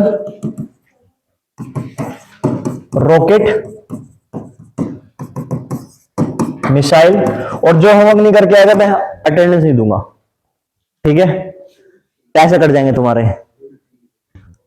missiles and space craft, चौथा है स्पेस शटल। हिंदी मीडियम वालों थोड़ा सा ध्यान रखना, क्योंकि इन दोनों का हिंदी अनुवाद अंतरिक्ष यान ही होगा। स्पेस शटल का भी वही मतलब और स्पेस क्राफ्ट का भी वही मतलब है, ठीक है, लेकिन दोनों का मतलब अलग। तो एक चार पांच होगी ना, चार कैसे पांच हो गए हैं। जो पांच चीजें हैं इनके बारे में आपको पता करके आना कि क्या है क्या नहीं, ठीक है। सर्च करना है what is the difference between ये, होमवर्क। चलो रब कर दूं,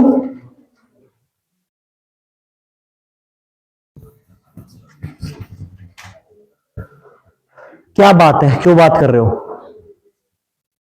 नहीं करनी है। लास्ट में मेहरा लिखा नहीं गया था तो मना कर देते आप। पहला कौन, कहां रह गए हो, कहां रह गए हो, पीछे नहीं देखना है, बबीता बबली पीछे नहीं देखना है, हाँ देख के लिख लो, कोई लिख रखा तो बात नहीं करी बीच में। पहला है SLV, सैटेलाइट लॉन्चिंग व्हीकल, उपग्रह प्रक्षेपण यान, उपग्रह प्रक्षेपण यान, जिसको प्रक्षेपण नहीं लिखना आ रहा मैं बता देता हूं।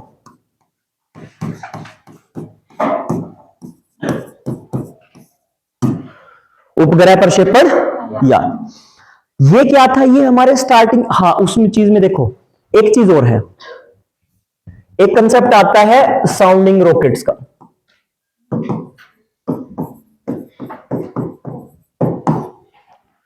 साउंडिंग रॉकेट्स बिल्कुल इनिशियल स्टेज में थे और हमने रशिया से लिए थे। इनका काम क्या था, इनका काम ये ऐसे हो सकते थे, एक स्टेज के हो सकते थे, दो स्टेज के हो सकते थे, तीन स्टेज के हो सकते थे। अब स्टेज क्या है, एक मिनट रुको, स्टेज के लिए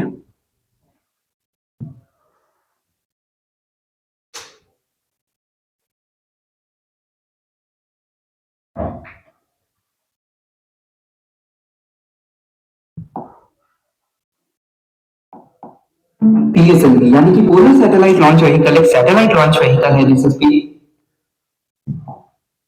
टाइप्स ऑफ स्टार,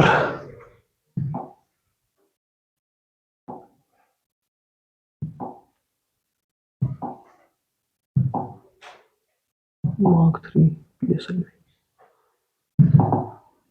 देखो पहले वीडियो देखो,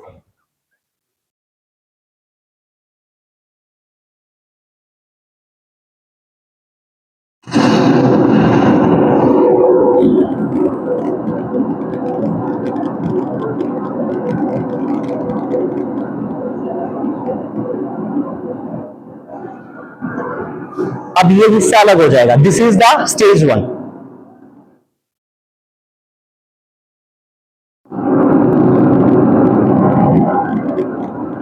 ये क्या लिख रखा है एक्सेलरेशन, उसका ध्यान मत दो, बस वीडियो पे ध्यान दो, ठीक है।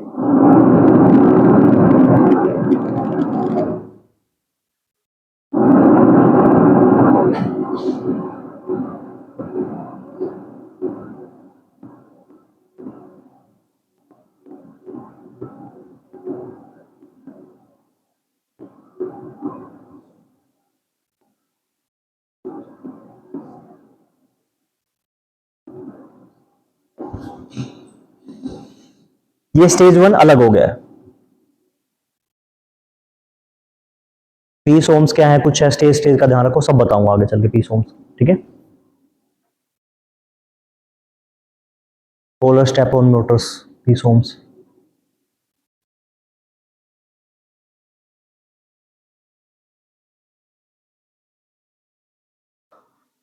दिखाई दे रहा है आपको?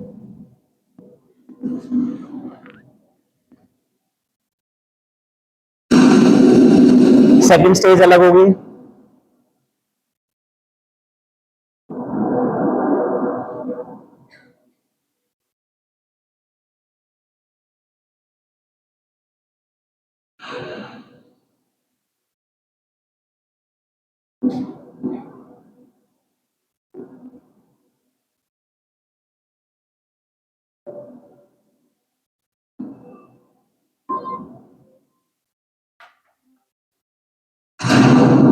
थर्ड स्टेज अलग होगी।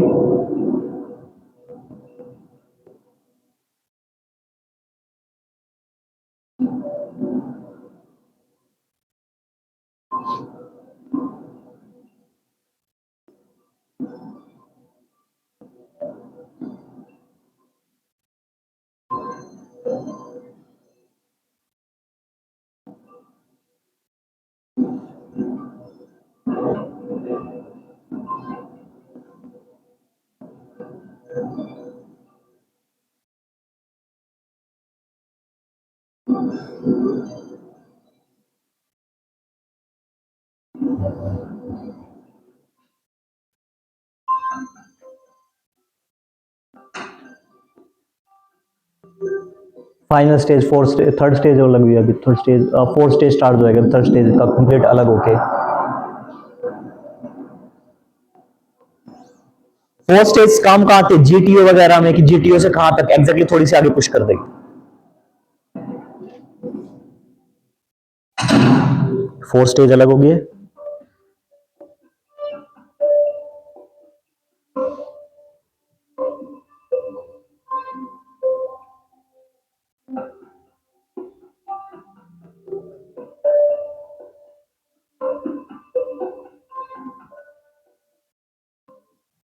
In the year 1984, Wing Commander Rak ठीक है, तो ये जो अलग अलग हिस्से अलग अलग हो रहे हैं, ये क्या है, ये स्टेजेस है, ठीक है।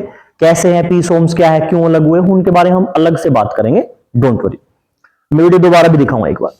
तो साउंडिंग रॉकेट्स क्या आते हैं, साउंडिंग रॉकेट्स इनिशियल काइंड के रॉकेट्स हैं, जिनमें क्या होता है, जिनका सिंपल इतना मतलब है कि आपने उनको 450 किलोमीटर तक ऊपर उड़ा दिया, ठीक है, और उसके बाद में वो क्या करेंगे, वो वेट ले जाएंगे 500, पूरा स्पेस में भी नहीं गए, 100 किलोमीटर तक भी नहीं पहुंचे, कितना पहुंचे, 400, उतने 40-50 किलोमीटर चले गए, 500 किलोग्राम तक का वेट ले गए, और इन्वायरमेंट में क्या हो रहा है उसकी थोड़ी बहुत जानकारी दे दी।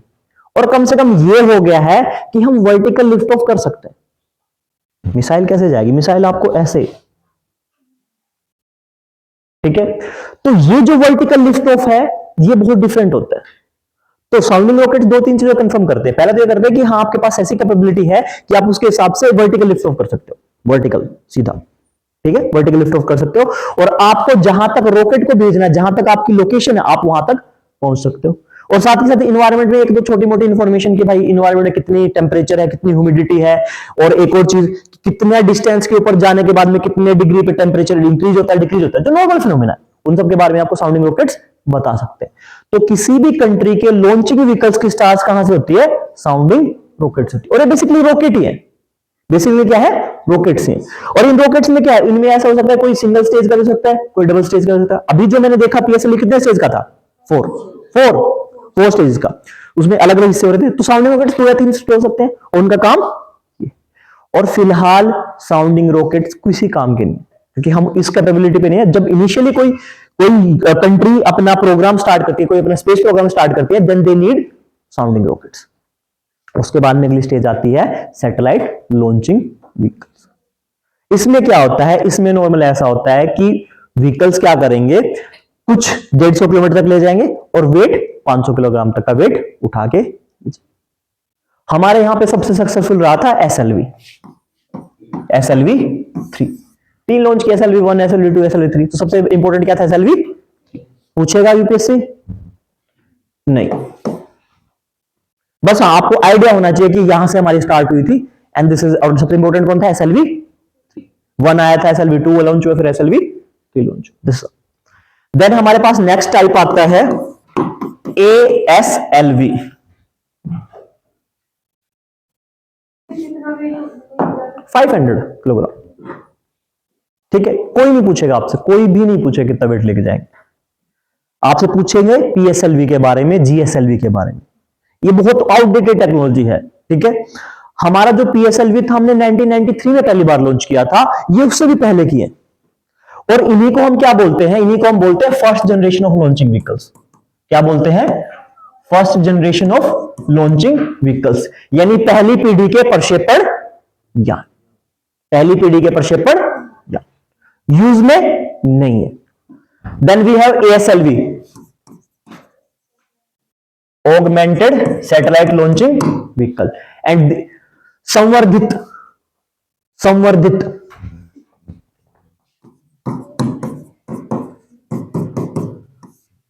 संवर्धित उपग्रह प्रक्षेपण यान। ठीक है, and what they have, they are also known as second generation of launching vehicles. Second generation of launching vehicles. और इनमें क्या था, इनमें नॉर्मली ये था कि ये उनसे जो SLV थे उनसे और एक लेवल एडवांस के थे। ठीक है, और लेवल एडवांस के थे। और इनमें क्या है देखो, अब यार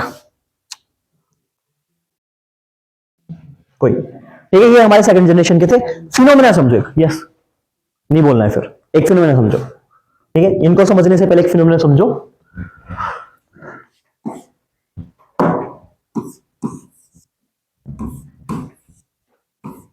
और ये फिनोमेना आगे तक चलेगा।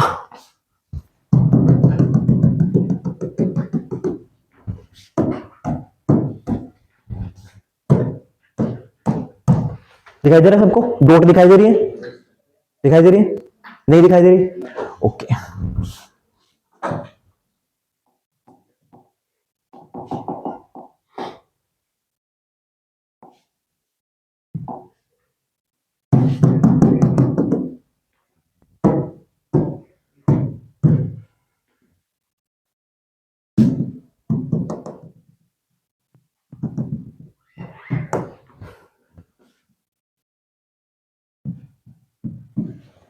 अब क्लियर है? देखो, अगर मैं किसी के स्ट्रक्चर की बात करूं, हमारे पास नॉर्मल, अब हम आ जाते हैं क्लास 6 में। बहुत पढ़ लिया साइंस एंड टेक्नोलॉजी, हम पढ़ते हैं साइंस। क्लास 6 क्या कहते हैं, क्लास 6 ये कहती है कक्षा 6 की विज्ञान। ये क्या, आजकल तो जिज्ञासा आने लगी है। ठीक है, विज्ञान खत्म ही हो गई है। उन्होंने क्यूरियोसिटी नाम की बुक की है, नहीं NCERT। तो वो क्या कहती है, ये कहती है कि भाई कोई भी पदार्थ जिसके अंदर तत्व होंगे वो एक दूसरे से क्या होंगे, बिल्कुल पास पास जुड़े होंगे, और उस अवस्था को हम क्या कहेंगे, ठोस या फिर सॉलिड। तो मेरा पहला क्या होगा, दिस इज माई सॉलिड या फिर ठोस। ये मत घबराओ कि अरे सर ये क्या चल गया एकदम से, ये वहां पे इंपॉर्टेंट है। ठीक है, अगर मेरे इनके बीच में गैप है, कितना है, जितना सॉलिड में उससे ज्यादा गैप है, तो क्या होगा, लिक्विड या फिर द्रव्य। द्रव्य बोलते हैं, नहीं ये ऐसे ही। ठीक है, एंड अगर मेरे पास गैप बहुत ज्यादा है, मतलब उसको मास को द्रव्यमान बोलते हैं, मुझे इतना तो ध्यान है इसका, मुझे exactly, and this is my gas, और इसको क्या बोलेंगे, गैस ही बोलेंगे। ओके, ठीक ठीक है। तो मेरा ये है, मेरा ऐसा स्ट्रक्चर होगा। अब 90% केसेस में, मैं दोबारा बोल रहा हूं, 90% केसेस में, क्योंकि विज्ञान क्या है, सेट ऑफ रूल्स। अगर मैथमेटिक्स हो जाता तो 100% केसेस में वैसा होता, फिक्स सेट ऑफ। तो 90% केसेस में क्या है, 90% केसेस में अगर मैं इस तरफ से क्या करूंगा, टेम्परेचर दूंगा, यानी क्या करूंगा, ताप दूंगा, तो मेरा सॉलिड किसमें बदल जाएगा, लिक्विड में। और लिक्विड किसमें बदलेगा, लिक्विड किसमें बदलेगा, गैस। अब देखो, लेकिन अगर मैं इस तरफ से प्रेशर दूंगा या फिर दाब दूंगा, then what will happen, liquid किसमें बदलेगा, सॉलिड, लिक्विड सॉलिड में, और गैस किसमें बदलेगी, लिक्विड में। सॉरी, पहले लिक्विड, सॉरी गैस पहले बदलेगी उसमें, लिक्विड में, लिक्विड कन्वर्टेड इनटू। लेकिन कंडीशन क्या है,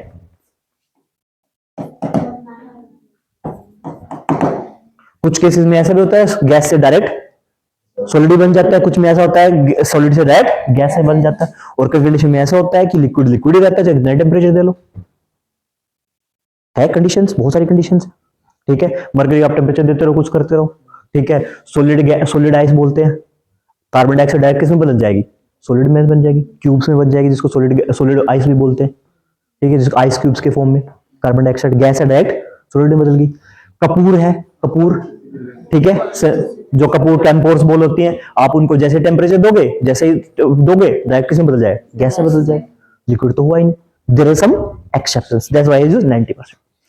अब बताओ मुझे एक बात, एक कंसेप्ट आता है, अच्छा कंसेप्ट को हम बाद में बात करेंगे, नॉर्मल समझ लो, टाइम हो गया, नॉर्मल समझ लो पहले। अगर मैं किसी चीज को जलाता हूं तो मुझे क्या देगा, कुछ ना कुछ उष्मा देगा, चाहे मैं लकड़ी जलाऊं, लकड़ी, ठीक है, वो दूसरी चीज बैन हो गई है आजकल, that's not that, and then what will happen. और उसके बाद मेरे पास एलपीजी है, या फिर मैं केरोसिन जलाऊं, या फिर मैं क्या करूं, सॉलिड में मेरे पास और एग्जांपल क्या हो सकते हैं, गोबर हो सकता है मेरे पास, गोबर हो सकता है, उपले, लकड़ी, यूरेनियम भी मेरा उसका टाइप है, सॉलिड फॉर्म में होगा, यूरेनियम उसका टाइप है। गैस में मेरे पास क्या एग्जांपल हो सकते हैं, पेट्रोल, डीजल, केरोसिन, ठीक है। गैस में मेरे पास क्या हो सकता है, एलपीजी, सीएनजी, बायोगैस, ठीक है। और मेरे पास और भी हो सकते हैं एग्जांपल, यूडीएमएच, एमएमएच4, वो क्या है हम बात करेंगे उन पे। तो हर कोई जब एक फ्यूल जलेगा तो वो कोई ना कोई मुझे अमाउंट में क्या देगा, कुछ ना कुछ अमाउंट में एनर्जी देगा। और ऐसा भी हो सकता है कि एनर्जी के साथ साथ वो मुझे कुछ अवशिष्ट भी दे, जिसको हम रेजिड्यू बोलते हैं, RESIDU, रेजिड्यू, राख की फॉर्म में। अगर मैं लकड़ी को जलाऊंगा, उपलों को जलाऊंगा, तो मुझे रेजिड्यू के फॉर्म में क्या मिलेगा, अवशेष के फॉर्म में क्या मिलेगा, राख मिलेगी। लेकिन कुछ ऐसे हैं जो बिल्कुल अवशेष भी नहीं देंगे, कुछ भी अवशेष नहीं देंगे। ये बात तो लिखी हुई है एनसीईआरटीज में, ऐसे ही नहीं बोल रहा हूं, और तुम्हें भी लिखनी चाहिए, ठीक है। अगर मेरे साथ बहुत सारे फ्यूल ऐसे हैं जिनको मैं जलाऊंगा तो क्या हो जाएगा, मुझे कोई भी रेजिड्यू नहीं देते, जैसे एलपीजी गैस, बर्नर में जितना जला कोई गैस नहीं। हाँ, कुछ अमाउंट में ऐसा होता है स्मोक, धुआं वगैरह निकले, लेकिन वो क्या है, वो बोला नेग्लेक्टिव फॉर्म है, नेग्लिजिबल फॉर्म में, बिल्कुल ही माइन्यूट है, बिल्कुल ही माइन्यूट है। तो अगर मेरे ऐसे फ्यूल जो क्या करते हैं, जो मुझे कोई रेजिड्यू नहीं देते हैं, तो उनको मैं क्या बोलूं, उनको मैं क्लीनर फ्यूल बोल सकता हूं। क्लीनर फ्यूल कौन सा है, जिनमें रेजिड्यू नहीं आएगा। तो अगर मेरा कोई भी, देखो अब सुनो, जब आप क्लास 6 में पढ़ोगे, छोटी क्लास में पढ़ोगे, तो there is a term that is known as calorific value. अगर मैं किसी 1 किलोग्राम फ्यूल को मैं क्या करता हूं, कंबस्ट करता हूं, तो मुझे कितनी एनर्जी मिलेगी, that energy is known as, मतलब denote in measured in the form of joules, and this is known as the calorific value of that fuel.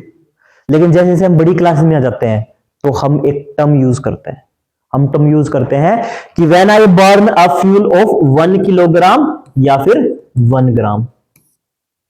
ऐसा क्यों, क्योंकि जब बड़ी क्लासेस में आके हम यूरेनियम पढ़ना स्टार्ट कर देते हैं, और यूरेनियम अगर मेरे पास 1 किलोग्राम हो जाए तो नहीं, इतनी तबाही है, ठीक है।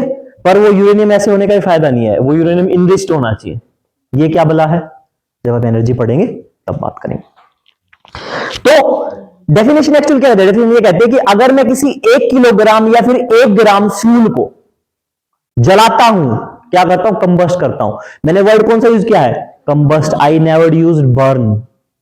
अब कोई मुझे बताएगा महानुभाव कि अगर मैं ये मान लूंगा भाई, मैं ये कह सकता हूं कि तुम उस राह पे हो, अगर तुम्हें बर्न का और कंबस्ट का मतलब पता है तो मुझसे लिखवा के ले लो, मेहनत करोगे तो तुम्हारा सिलेक्शन हो जाएगा आपकी। बताओ, किसी को पता है? ट्राई तो कर लो। हाँ, यस, मैं, हाँ, हमें एनर्जी नहीं मिलती, तो हम्म, हम लोग बर्न करते हैं। लेकिन अगर हम जला रहे हो तो बर्न में एनर्जी, देखो ये, चलो एक बच्चा तो है जिसपे हम दाव खेल सकते हैं, ठीक है? तो नलायको पढ़ा करो थोड़ा सा। क्या कह रहे थे? आपस में बातचीत करना अलाउ नहीं है, मेरे साथ करो, मैं सबसे ज्यादा बातचीत करता हूं क्लास में, ठीक है? नहीं, पीछे से नहीं बोलना है, ठीक है? यानी जब मैं किसी फ्यूल को या किसी चीज को जला देता हूं और उससे एनर्जी नहीं लेता हूं, that will B burn. Burning of fire works, burning of candles. लेकिन कंबशन क्या कहता है, कंबस्ट क्या कहता है, जब भी मैं उस फ्यूल को जला के उससे कोई ना कोई एनर्जी ले रहा हूं, that will be the combust, combustion या कंबस्ट। तो अब जब भी फ्यूल पढ़ोगे, देखो अब तुम ये सोचते हो कि सर, अब बहुत सारे लड़के ये कहते हैं कि यार प्रीलिम्स तो मैं चुटकी में निकाल लेता हूं, मेंस मेरा नहीं निकलता। भाई जब तुम लिख के आओगे ना बर्न, कि burning of nuclear fusion, burning of the fossil fuels, या फिर बर्निंग लिखोगे, कुछ भी करोगे, और जहां पे होना क्या जाता है, कंबशन, तो तुम्हारे मार्क्स काट लेगा वो, और फिर तुम रो रहे हो कि हमारे साथ ऐसा हो रहा है। दैट्स वाई ऐसी चीजें बहुत ज्यादा इंपॉर्टेंट, ठीक है? जैसे चीजें जाएंगी हम उनके बारे में बात करें। अब मेरी एक बात सुनो, अब मुझे एक चीज जलानी है। अगर मैं किसी चीज को जलाऊंगा, अगर मैं सॉलिड फॉर्म, अरे भाई पूरा, अगर मैं सॉलिड को जला रहा हूं, अगर मैं सॉलिड को बर्न करूं, तो मुझे किससे एनर्जी ज्यादा मिलेगी? सॉलिड से मिलेगी, लिक्विड से मिलेगी, गैस से मिलेगी? बताओ, बताओ, लास्ट में बैठे हो, विक्रम के पास जो बैठा हुआ है, विक्रम, अरे बैठो बैठो, बताओ क्या नाम है, बैठ जाओ बैठ जाओ। आरती, नहीं देखना है पीछे, मेरी तरफ देखो काफी बार। हाँ बताओ, सॉलिड में ज्यादा होगी, किसमें ज्यादा होगी? सॉलिड में। किसमें ज्यादा होगी आरती? किसमें ज्यादा होगी? सॉलिड में। कोई और सॉलिड के अलावा है, किसमें ज्यादा होगी? निकिता? ओके, किसमें होगी? गैस में ज्यादा होगी। कैसे? 1 किलोग्राम गैस को अगर हम कंप्रेशन करते हैं 1 किलोग्राम, देखो जब तक हम छोटे बच्चे होते हैं हमें क्या लगता है, हमें ये लगता है कि मैं इतनी सारी लकड़ी जला रहा हूं, ठीक है, तब दिक्कत हो रही है, थोड़ा सा गैस में मुझे ज्यादा मजा आ रहा है। उस रूल को अगर लगाओगे तो क्या पता लगेगा कि भाई गैस अच्छे से बर्न करती है, सॉलिड कम बर्न करती है। लेकिन गैस के साथ अपनी समस्याएं हैं। गैस के साथ क्या समस्या है? गैस के साथ क्या समस्या है? क्या समस्या गैस के साथ, गैस के फ्यूल के साथ? स्टोर करने में। रात में अगर इंडिकेटर खुला छोड़ के समझ चले गए, रात में किसी ने बीड़ी लगा दी, फिर पड़ोस भी उठ जाएगा। सबसे पहले क्या है, बहुत ज्यादा ज्वलनशील है, प्रॉब्लम है। दूसरा स्टोरेज की प्रॉब्लम है, स्टोर नहीं कर पाओगे चीजें। सॉलिड के साथ ऐसे नहीं है। सॉलिड ऐसे हो सकता है, सॉलिड के आपने उपलब्ध याद रखे हैं, गीले हो गए फिर धूप में रख लिए, दोबारा यूज कर लिए, उनके अपने। लेकिन अगर मैं और ऊपर जाऊं, अगर मैं बात करता हूं यूरेनियम की, that is found in the solid की फॉर्म में। अब मैं यूरेनियम को कंपेयर करूं, मैं एलपीजी को कंपेयर करूं, फिर कौन ज्यादा एनर्जी देगा? यूरेनियम। तो डिपेंड किस पे करता है? उनकी कैलोरीफिक वैल्यू पे। यानी ये मतलब नहीं है कि उसकी स्टेट कैसी है, क्या वो सॉलिड है, क्या वो लिक्विड है, या कुछ है, ठीक है? अब एक बात सुनो, जैसे मैं लिक्विड का एग्जांपल ले लेता हूं, केरोसिन का एग्जांपल ले लो, पेट्रोल का एग्जांपल ले लो। पेट्रोल में जब तक आप एनर्जी लेने की कोशिश करोगे, उससे पहले पेट्रोल गायब हो जाएगा। अभी देखे ना वीडियोस में, खुद तो देखना मत करके, ठीक है, खाम खा जल जाओगे। आप अगर देखते पेट्रोल में आग लगाते हो तो धप से बहुत तेज एनर्जी निकलती है, इंस्टेंटेनियस एनर्जी निकलेगी एकदम से, लेकिन क्या होगा, आप उस एनर्जी को यूज नहीं कर पाओगे। अगर मैं सोचूं कि भाई मैं पेट्रोल पे चाय बना लूं, नहीं बना पाओगे पेट्रोल पे रख के, क्योंकि अब वो क्या है, उसका अलग स्वरूप है, उसका स्वरूप क्या कहता है? उसका स्वरूप ये कहता है कि मैं एनर्जी दूंगा। कैसे दूंगा? सॉलिड के मुकाबले ज्यादा दूंगा, लेकिन कैसे दूंगा? स्पॉन्टेनियस दूंगा। स्पॉन्टेनियस दूंगा तो मुझे उसके हिसाब से अलग चीजें तरीके रखने पड़ेंगे, मुझे उसको ऐसा इन्वायरमेंट देना पड़ेगा। तो किसी भी की एनर्जी उसकी अवस्था पे डिपेंड नहीं करेगी, बल्कि उसकी कैलोरीफिक वैल्यू पे डिपेंड करेगी। कैलोरीफिक वैल्यू पे डिपेंड करेगी। अब मुझे एक बात बताओ कि किस तरह के फ्यूल्स को स्टोर करना सबसे आसान है? सॉलिड को, सॉलिड को एक जगह पढ़े, सॉलिड को। फिर सबसे हार्ड किसको स्टोर करना है? गैसेस को या फिर लिक्विड को। वो डिपेंड करता है उनके नेचर पे। लेकिन सबसे ज्यादा प्रॉब्लम किसके साथ है स्टोर करने में? गैस के साथ। कैसे कैसी? आप उसको, अब थोड़ी सी गैस बहुत ज्यादा जगह मिलेगी तो आपको कंप्रेस करके रखना पड़ेगा, साथ के साथ उसमें लीकेज की समस्या है। ठीक है, बहुत सारी प्रॉब्लम्स है। जब हम फ्यूल पढ़ेंगे तो हम और डीपली बात करेंगे। जितना मैं कह रहा हूं उतना समझ में आएगी चीजें। तो अगर मुझे रॉकेट्स के लिए जब भी फ्यूल की जरूरत पड़ेगी तो मैं किस तरह के फ्यूल्स बनाऊंगा? जो मेरे लिए बनाने में आसानी हो। इनिशियल स्टेज में तो मैं वही करता हूं ना। देखो, आज के टाइम पे मैं आंख बंद करके ये लिख सकता हूं रे, लेकिन बचपन में कितना हार्ड होता था। ये 2 लाइनें यहां लिखना है।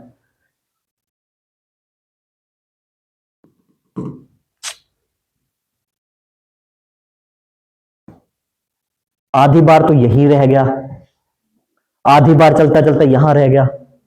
लेकिन आज मुझे कोई कहे तो लो। तो इनिशियल स्टेज में कोई भी स्पेस की एजेंसी जब फ्यूल यूज करेगी तो किस तरह के फ्यूल यूज करेगी? Solid kind of fuels. Solid kind of fuels. ठीक है, तो हमारे एएसएलवी में, एसएलवी में किस तरह के फ्यूल्स यूज होंगे? Solid type of fuels. और पहला एग्जांपल लिखो सॉलिड टाइप ऑफ फ्यूल का, HTPB। ठीक है, बाकी कल करेंगे ना, एक बार इसकी फुल फॉर्म बता देता हूं आप लोगों को। पहला है HTPB, hydroxyl terminated poly butadiene. Hindi वालों सिंपल ऐसे लिखा जाएगा, hydroxyl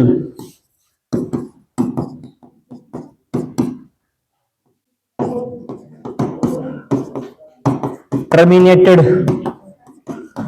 poly butadiene. Hydroxyl terminated poly butadiene, ये हमारा सॉलिड टाइप का। अब एक बात बताओ मुझे, 10 मिनट में छोड़ दूंगा, क्लास कंक्लूड करते हैं हम। किसी भी फ्यूल को चल करने के लिए हमें किस चीज की जरूरत पड़ेगी? किसी भी फ्यूल को हमें कंबस्ट करने के लिए या फिर बर्न करने के लिए किन किन चीजों की जरूरत पड़ेगी? और बस काम चल जाएगा उस दिन से।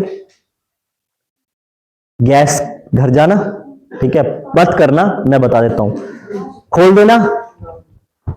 ऑक्सीजन है, ऑक्सीजन है, यस ऑक्सीजन है। सेकेंड इज इग्निशन या फिर स्पार्क।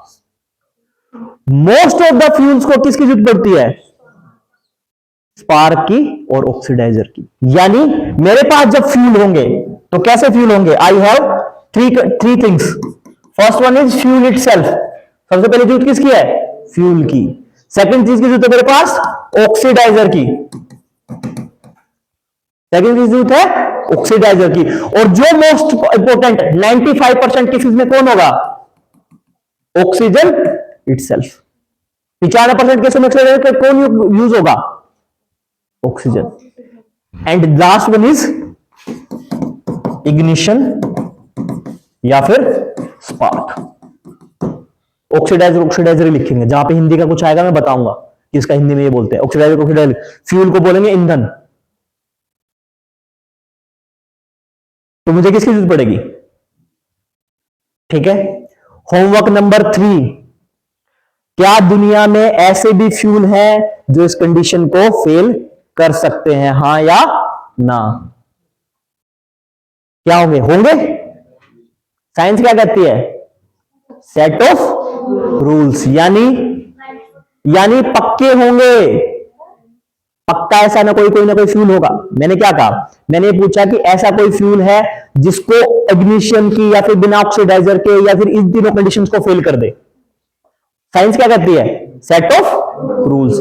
यानी अगर set of fix set of rules होते तो हर एक कंडीशन में किसकी जरूरत पड़ती, कंबशन करे किसकी जरूरत पड़ती, इन तीनों कंडीशंस की जरूरत पड़ती। क्या कोई ऐसे फ्यूल्स भी हैं जो इन तीनों कंडीशंस में अपवाद बनाते हैं? होमवर्क नंबर 3 समझ में आ गया क्या बात है? ठीक है, थैंक यू। अब किसी का डाउट है तो मुझसे पूछ लो। यस बताओ।